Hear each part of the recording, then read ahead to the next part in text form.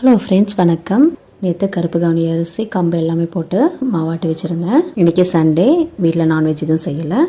சிம்பிளான ஹெல்த்தியான பிரேக்ஃபாஸ்ட்டு தான் மார்னிங் செய்ய போகிறேன். இன்றைக்கி சண்டேன்றதெல்லாம் மார்னிங் பார்த்தீங்கன்னா ஒரு 7 o'clock கிட்ட தான் எழுந்தேன்.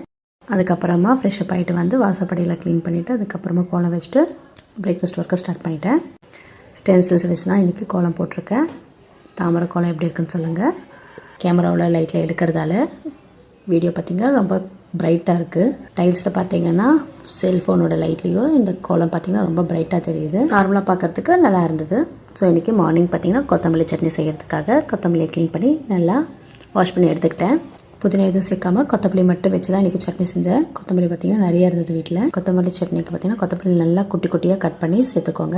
இல்லைனா கொத்தமல்லியோட தண்டு பார்த்திங்கன்னா சாப்பிடும்போது நார்மல் அப்படியே இருக்கும். ஸோ அதனால தான் நல்லா கட் பண்ணிவிட்டு அதுக்கப்புறம் சேர்த்துக்கோங்க.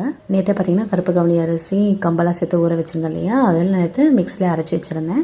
ஸோ அதில் தான் மார்னிங் பார்த்திங்கன்னா இட்லி ஊற்றிருந்தேன். இட்லி பார்த்திங்கன்னா செம்ம சாஃப்டாக சூப்பராக வந்துருந்து. ஸோ தோசைக்கு தான் ரெடி பண்ணலான்னு பார்த்தேன். பட் மாவு நல்லா உப்பி வந்ததால் ஸோ இட்லியே செஞ்சுலாம் சொல்லிட்டு இட்லி ஊற்றிட்டேன். ரொம்ப சூப்பரான ஹெல்த்தியான பிரேக்ஃபாஸ்ட் கொத்தமல்லி சட்னியோட இந்த இட்லி சாப்பிட்றதுக்கு ரொம்ப சூப்பராக இருந்தது. கம்பு சேர்த்ததால் வாசனையும் ரொம்ப நல்லா இருந்தது. நேற்று வீட்டில் இட்லி பொடி ரெடி பண்ணியிருந்தேன். ஸோ இட்லி பொடியோட இந்த இட்லி சாப்பிட்றதுக்கு நல்லா இருந்தது. தேங்க்யூ.